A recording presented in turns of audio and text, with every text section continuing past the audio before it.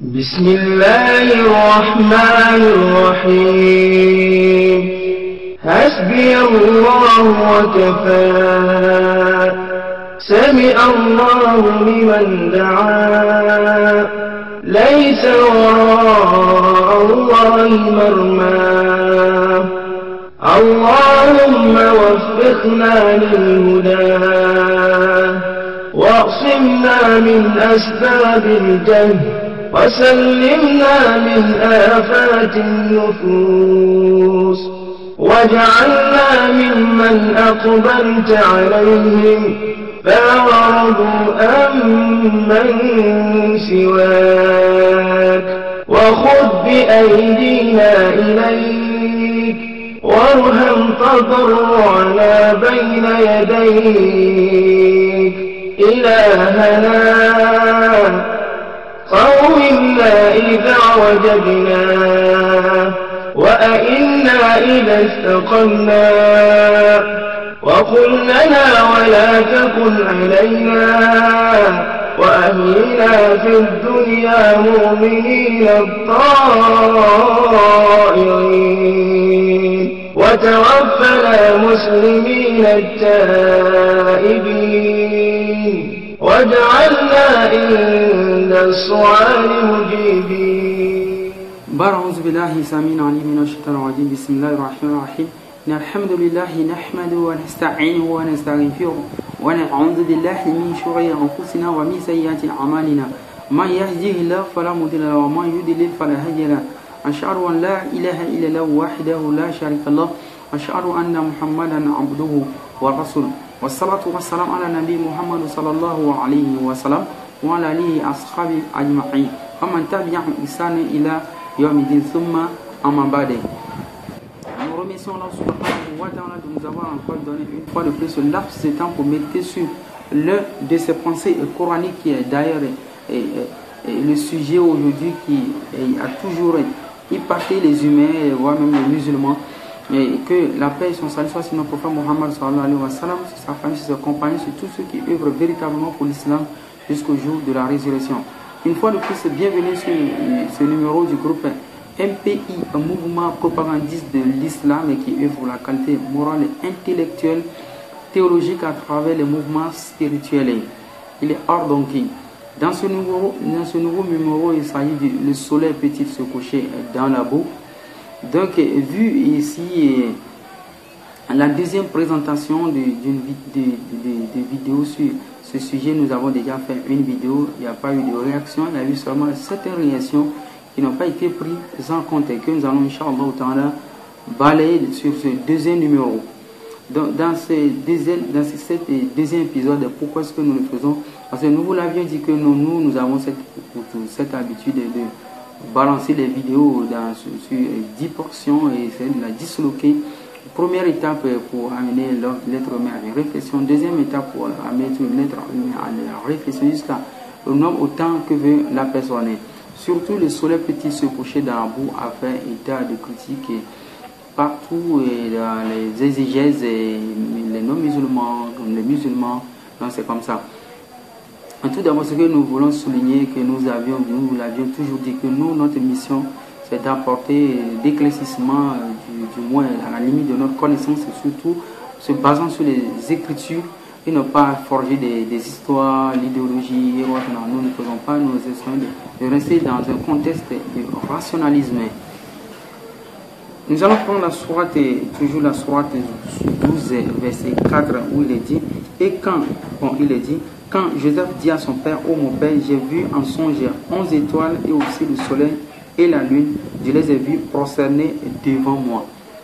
Quand Joseph dit à son père, ô mon père, j'ai vu en songe 11 étoiles et aussi le soleil et la lune, je les ai vus prosternés devant moi. Donc ici, on a toujours accusé l'islam, ou notamment le Coran, que le Coran nous dit que le soleil s'est couché dans la boue, dans l'histoire de Zulkarnayn, et le soleil se couchait, il a vu le soleil se coucher dans la boue.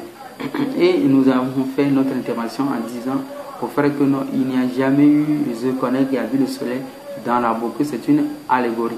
Donc c'est la première vidéo, c'était comme ça, il n'y a pas eu de réaction, il y a eu seulement quelques commentaires qui nous ont touchés, qui ont fait maintenant que nous allons intervenir encore une deuxième fois de plus pour demander à ces derniers si réellement ici, si l'on veut en croire comment dire, remettre cela dans comme une métaphore. Et Joseph a vu le soleil et puis la lune et 11 étoiles se prosterner devant lui.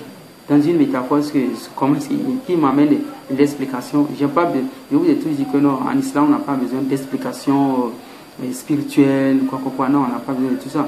En islam, on explique des choses clairement, comme ça, et puis ça se comprend. On n'a pas besoin d'amener l'esprit, vous devenir fou.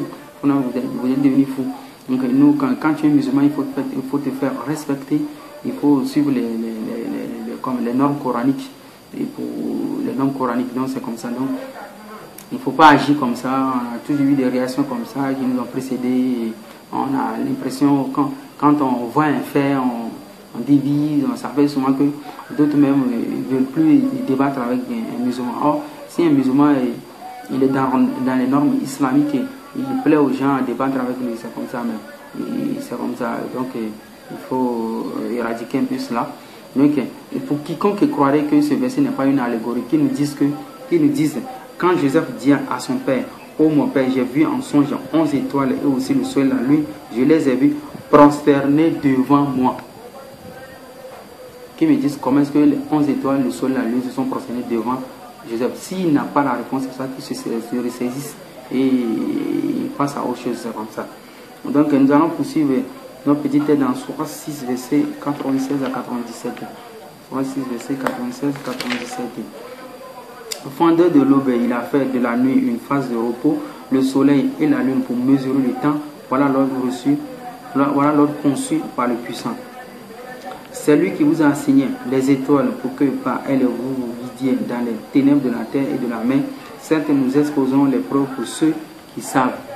Donc ici, Dieu a dit qu'il a fait du soleil, la lune, une phase pour mesurer le temps et puis les étoiles pour nous guider et comme ça. Donc le soleil et la lune sont faits pour guider, mais non pas donc.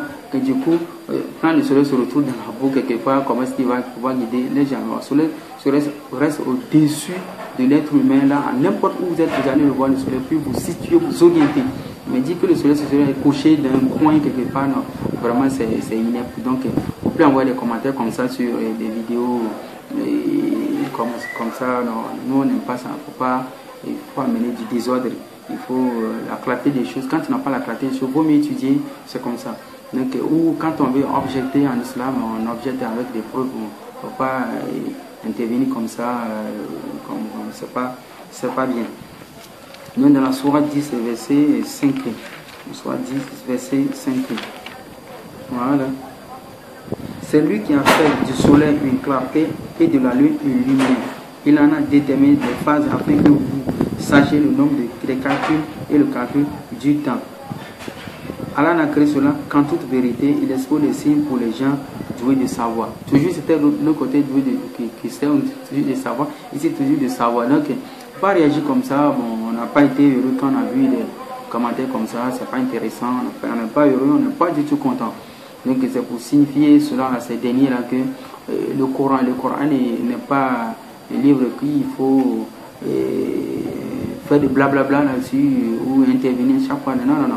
Le Coran s'étudie, mais quand tu vois ton prochain, nous on étudie, c'est comme ça on étudie à chaque fois. Je vous l'ai dit que je vous recommande même ce livre du Cheikh Aminou de Damas qui n'est plus là maintenant, rahimahullah, que je suis l'un de ses élèves. J'étudie beaucoup sur cet tafsir, ce qui me donne souvent aussi certains avantages dans certaines critiques littéraires, notamment dans le Coran.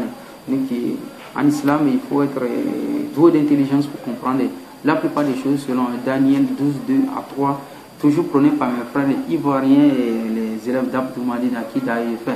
Salam alaikum wa rahmatullahi wa barakatuh. Toujours prôné en Côte d'Ivoire que tout doit s'obtenir par le discernement qui est d'ailleurs recommandé Daniel 12, 2 à 3. Donc par la suite, vous remarquerez que ces frères ont toujours fait la fierté de l'argumentation de part et d'autre. C'est très intéressant quand je les écoute et je les suis. Ils sont très intéressants. Donc sur ce où Allah subhanahu wa ta'ala lui-même a dit que non, pour ceux qui sont doués de savoir. Donc il faut avoir de la connaissance en islam, il faut toujours parler avec connaissance, ou autrement dit, on apprend. Donc c'est ce où nous allons amener beaucoup de personnes à mieux utiliser le noble Coran pour ne pas en faire un objet de dispute vaine. Donc ici dans le Sourate 41 verset 37, parmi ces merveilles sont la nuit, le jour, le soleil, la lune. Ne vous prosternez ni devant le soleil ni devant la lune, mais prosternez-vous devant Allah qui les a créés, c'est lui que vous adorez. Donc le soleil, la lune et autres sont des éléments wa min ayati an khalaqa wa min ayati où se trouve le verset wa min ayati layla wa nahara wa shamsa wa la tasjudu lish-shamsi wa la lil-qamar wasjudu lillahi allazi khalaqahunna. Donc c'est comme ça, il ne faut pas in kuntu iyyahu ta'budun. Donc il ne faut pas en faire un sujet de dilemme ou je ne sais pas quoi là. Donc en islam, il faut toujours parler avec connaissance, il faut toujours parler avec discernement. Les frères les élèves d'Abdul qui encore toujours assalamu alaikum wa rahmatullahi wa barakatuh, ont toujours prôné le discernement, le doué d'intelligence. Ça a toujours été comme ça. Il faut suivre la hiérarchie de la connaissance islamique. C'est ainsi que nous allons remarquer maintenant dans la Sourate 12 verset 100. Dans la Sourate 12 verset 100. La Sourate 12 verset 100. Voilà. Sourate 12 verset 100. Au commencement plutôt de cette vidéo, nous avions lu dans la Sourate 12 verset 4 où Joseph dit Yabati, mon père, j'ai vu 11 étoiles, la lune, le soleil se prosterner devant moi. Nous avons lu cela, mais vous allez vous poser la question à savoir comment est-ce que ces cieux se sont prosternés devant lui. Fin de ce que nous voulons vous apprendre aujourd'hui, Inch'Allah, c'est de savoir que le verset 100 que nous allons vous lire ici aujourd'hui va vous amener un résultat concret ou à vous ressaisir sur cette histoire que le soleil se couche dans la boue. Le soleil ne s'est jamais couché dans la boue, et c'est ce que le Coran n'a jamais dit. C'est ce que nous allons prouver, Inch'Allah, ne pas dire même disserter là-dessus. Nous allons le prouver, Inch'Allah, et puis méfiez-vous de toutes ces disputes vaines là. Donc pas envoyer des commentaires comme ça, et notamment sur Tafsir Coran. Il faut faire très attention pour ne pas. Nous n'avons pas le temps pour des choses vaines. Là, non, on va au droit but des choses, et quand tu n'as pas comme une science, il faut se ressaisir et puis passer au-delà d'un aspect critique et plutôt intellectuel. Le rêve de Joseph ou la vision de Joseph en quelque sorte va se réaliser. Là-bas c'était une allégorie, maintenant ça va se réaliser. Suivez maintenant. Et il éleva ses parents sur le trône et tous tombèrent devant lui, prosternés. Et il dit, ô mon père, voilà l'interprétation de mon rêve de jadis. Ses parents, là, le soleil et puis la lune, tous tombaient devant lui, se prosternaient devant lui. Ses frères sont quoi? Les 11. Jacob avait 12 fils. 11 plus Joseph, ça fait 12. Le 12e.